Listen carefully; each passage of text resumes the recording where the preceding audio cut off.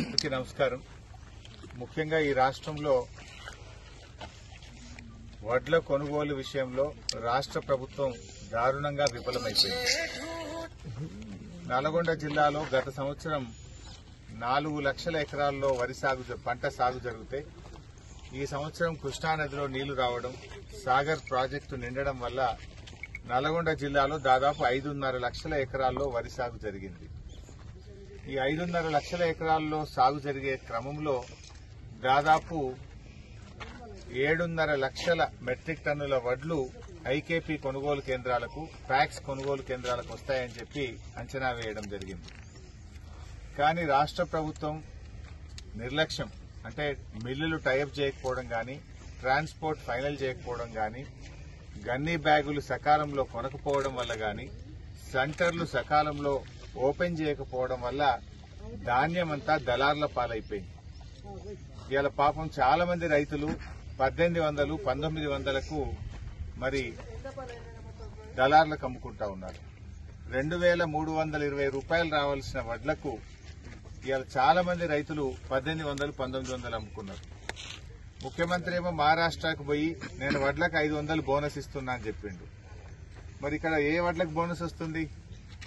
మహారాష్ట్రలో సన్నాలని చెప్పలే, మేము వడ్లకు 500 బోనస్ ఇచ్చి కొంటున్నాం తెలంగాణలని మహారాష్ట్ర రైతులకు దగ్గర ఓట్లు వేయించుకునే ప్రయత్నం చేస్తున్నాం. నిజమేంది ఇక్కడ? నిజం జరుగుతున్నది ఏంటంటే 1800కే వడ్లు అమ్ముకుంటున్నారు, 500 తుట్టయితున్నది. కనీసం ఒడ్లు సన్నొడ్లు పోయమన్నారు కానీ మిల్లులకు ట్యాగింగ్ చేయలేదు. కనీసం మద్దతు ధర కూడా రానటువంటి పరిస్థితి ఉన్నది. అంటే 500 లోపలికి అవుతున్నారు రైతులు. అంటే ఒక్కొక్క క్వింటాల్ మీద రైతు 1000 రూపాయలు నష్టపోతున్నటువంటి పరిస్థితి ఉన్నది. అంటే ఈ ప్రభుత్వం పూర్తిగా అంటే రైతుల విషయంలో చిన్న చూపు చూస్తా ఉంది. నేను అడుగుతా ఉన్నా రేవంత్ రెడ్డి గారిని, నువ్వు ఆ రోజు బాండ్ పేపర్ మీద రాసిచ్చినావు 100 రోజుల్లో 6 గ్యారంటీలు అమలు చేస్తా అన్నావు. అందులో రైతులకు 3 మాటలు చెప్పినావు. ఒకటి, రైతు బంధు 15,000 రూపాయలు చేస్తా అన్నావు. ఏమైంది నీ 15,000? రెండవది, అన్ని పంటలకు బోనస్ అన్నావు. ఏమైంది నీ బోనస్? మూడవది, రుణమాఫీ అన్నావు. ఎక్కడ పోయింది నీ రుణమాఫీ? అంటే రైతులను అన్ని రకాలుగా మోసం చేసిండు రేవంత్ రెడ్డి. వడ్ల లారీ ఎత్తవయ్యా రేవంత్ రెడ్డి అంటే మహారాష్ట్రకు లారీలు ఎత్తుండిన. ఏం లారీలు ఎత్తుండు మహారాష్ట్రకు? డబ్బుల లారీలు ఎత్తుండు మహారాష్ట్రకు. వడ్ల లారీలు ఎత్త శాతం అయితే లేదు కానీ మహారాష్ట్రలో ఈయన ఏదో పోయినట్టు అక్కడ పోయి చేస్తా ఉన్నాడు. ఇవాళ ఒక మంత్రి గాని ముఖ్యమంత్రి గాని ఎక్కడైనా వడ్ల కొనుగోలు కేంద్రాలకు చూస్తున్నారా? ఇవాళ ఉత్తమ్ కుమార్ రెడ్డి సొంత జిల్లా నల్గొండ జిల్లా. నేను ఇప్పుడు మర్రిగూడ వడ్ల కొనుగోలు ఐకేపీ సెంటర్లో ఉన్నా. ఇప్పటి వరకు పోయినాయే 7 లారీలు, కానీ ఒక్కరికి కూడా 1 రూపాయి రాలేదు. వీళ్ళు మాటలు ఏం చెప్తుండ్రు? మేము 48 గంటల్లో రైతులకు డబ్బులు వేస్తామన్నారు. 48 గంటలంటే 2 రోజులు వేయాలి. ఇవాళకి 7 రోజులైనా పైసలు పడతలేవు. ఇప్పుడు ఒక నల్గొండ జిల్లా తీసుకుంటే దాదాపు 80-90 వేల క్వింటాల్ల వడ్లు కొన్నారు. 80-90 వేల వడ్లు కొన్నారు. పడాల్సిన డబ్బు 200 కోట్లు, పడ్డది 50 కోట్లు. అంటే ఇంకా 150 కోట్లు రైతులకు బాకీ ఉన్నారు. ఇవాళ వ్యవసాయం సాగు చేసిండ్రు. కనీసం ఇంకా వడ్లన్నా కొనొచ్చు కదా ఎంఎస్పీకి, గా పైసలన్నా తొందరగా ఇవ్వచ్చు కదా. అది కూడా ఈ ప్రభుత్వానికి చేతనైతలేదు. మాటలు ఎక్కువ, చేతలు తక్కువ.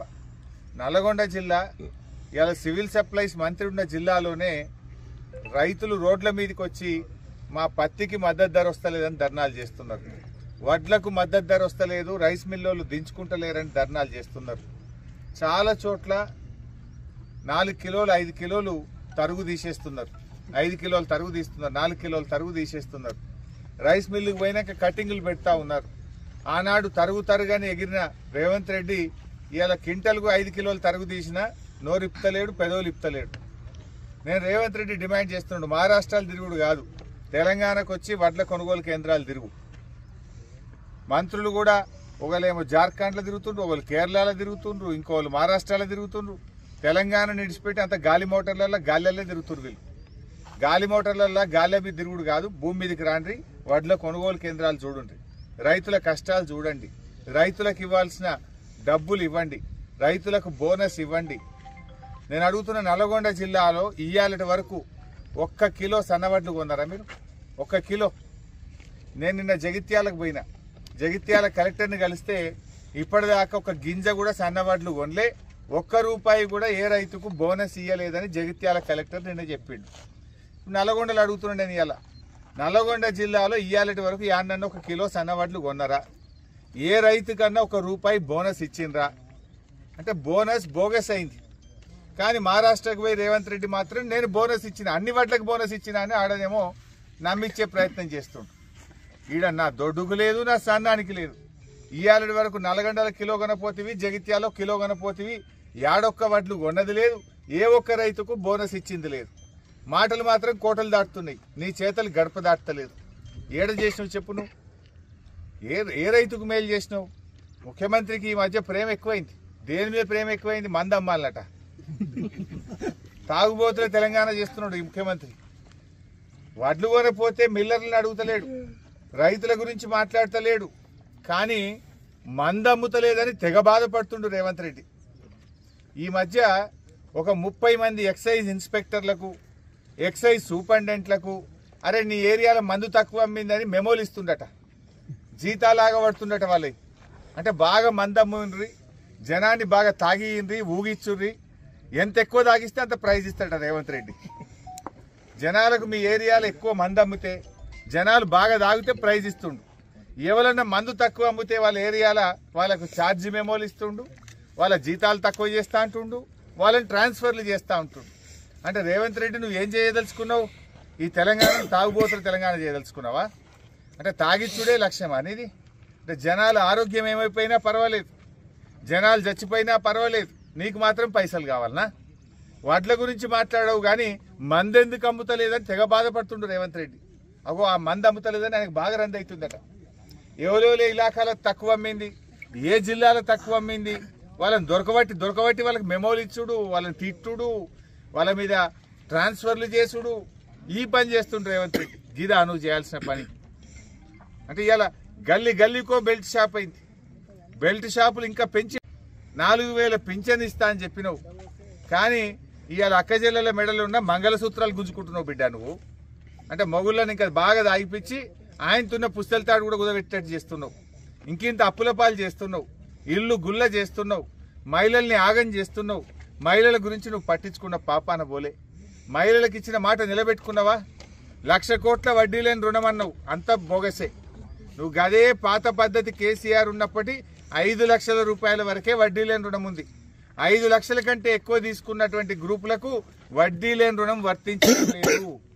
నీ మాటలేమో 1,00,000 కోట్ల వడ్డీ లేని రుణం అని. నిజంగా అది అమలవుతుందా? సమాధానం చెప్పండి. అంటే ఇవాళ మహిళల్ని ఆగం పట్టిస్తున్నావు. మహిళలకు వాళ్ళ భర్తల్ని తాగిచ్చి వాళ్ళ ఆరోగ్యాన్ని దెబ్బతీస్తున్నావు, ఇల్లు గుల్ల చేస్తున్నావు. ఇది నువ్వు నిజంగా మహిళలకు చేసే సేవనా? ఏం చేయదలుచుకున్నావు రేవంత్ రెడ్డి తెలంగాణను? ఎప్పుడెప్పుడన్నా చరిత్రలా కేసీఆర్ ఉండగా కానీ గతంలో ఎప్పుడన్నా మందమ్మకపోతే నోటీసులు ఇచ్చినారే?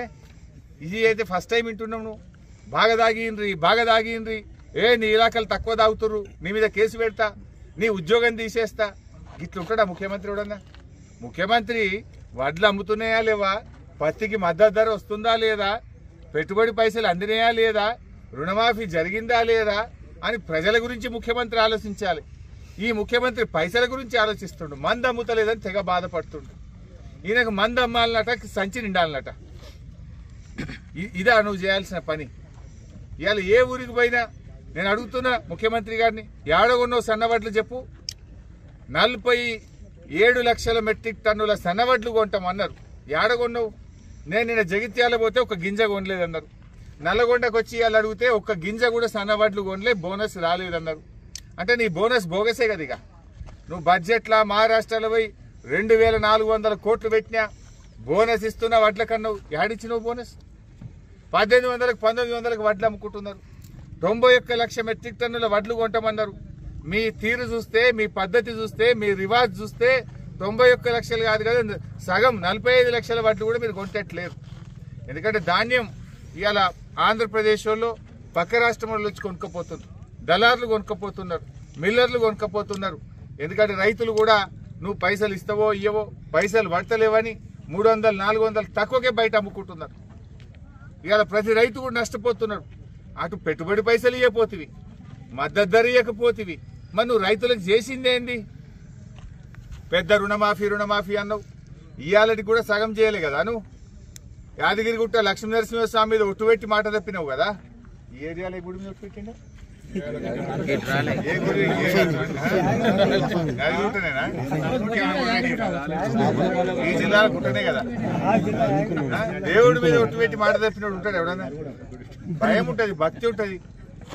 అరే ఓట్లప్పుడు ఆ బాండ్ పేపర్ మీద రాసిచ్చినావు, ఆ బాండ్ పేపర్ మీద రాసిచ్చి అట్ట తప్పివి. ఆ బాండ్ పేపర్ ఇచ్చేది తీసినావు నువ్వు.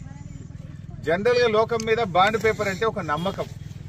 ఎవరైనా భూమికి భయాన్ని ఇచ్చినా, ఏదైనా అప్పు ఇచ్చినా బాండ్ పేపర్ మీద రాసుకుంటారు. ఎందుకు? 100 రూపాయల పేపర్ మీద రాసుకుంటే కులంలో కూర్చున్నా, ఊళ్ళో గ్రామ పంచాయతీ కాడ కూర్చున్నా, పోలీస్ స్టేషన్కి పోయినా, కోర్టుకు పోయినా బాండ్ పేపర్ అంటే చెల్తుంది అని ఒక నమ్మకం. ఈ కాంగ్రెస్ వాళ్ళు వచ్చినాక, ఈ రేవంత్ రెడ్డి వచ్చినాక ఆ బాండ్ పేపర్ ఇచ్చేది కూడా వీకి. ఎవడు నమ్మేటట్లేడు బాండ్ పేపర్. ఎందుకంటే వీళ్ళు బాండ్ పేపర్ ఉంటాడు ఎవడన్నా? భయం ఉంటది, భక్తి ఉంటది. అరే ఓట్లప్పుడు ఆ బాండ్ పేపర్ మీద రాసిచ్చినావు, ఆ బాండ్ పేపర్ మీద రాసిచ్చి అట్ట తప్పివి. ఆ బాండ్ పేపర్ ఇచ్చేది తీసినావు నువ్వు. జనరల్ గా లోకం మీద బాండ్ పేపర్ అంటే ఒక నమ్మకం. ఎవరైనా భూమికి భయాన్ని ఇచ్చినా, ఏదైనా అప్పు ఇచ్చినా బాండ్ పేపర్ మీద రాసుకుంటారు. ఎందుకు? 100 రూపాయల పేపర్ మీద రాసుకుంటే కులంలో కూర్చున్నా, ఊళ్ళో గ్రామ పంచాయతీ కాడ కూర్చున్నా, పోలీస్ స్టేషన్కి పోయినా, కోర్టుకు పోయినా బాండ్ పేపర్ అంటే చెల్తుంది అని ఒక నమ్మకం. ఈ కాంగ్రెస్ వాళ్ళు వచ్చినాక, ఈ రేవంత్ రెడ్డి వచ్చినాక ఆ బాండ్ పేపర్ ఇచ్చేది కూడా వీకి. ఎవడు నమ్మేటట్లేడు బాండ్ పేపర్. ఎందుకంటే వీళ్ళు బాండ్ పేపర్ మీద రాసిచ్చారు. ఏమని రాసిచ్చిండ్రు? గెలువంగానే 100 రోజుల్లో 2500 ప్రతి అక్కకు చెల్లెకి ఇస్తామన్నారు. 4000 పింఛన్ ఇస్తామన్నారు. రైతు భరోసా 15,000 ఇస్తామన్నారు. 2 లక్షలు మాఫీ చేస్తామన్నారు.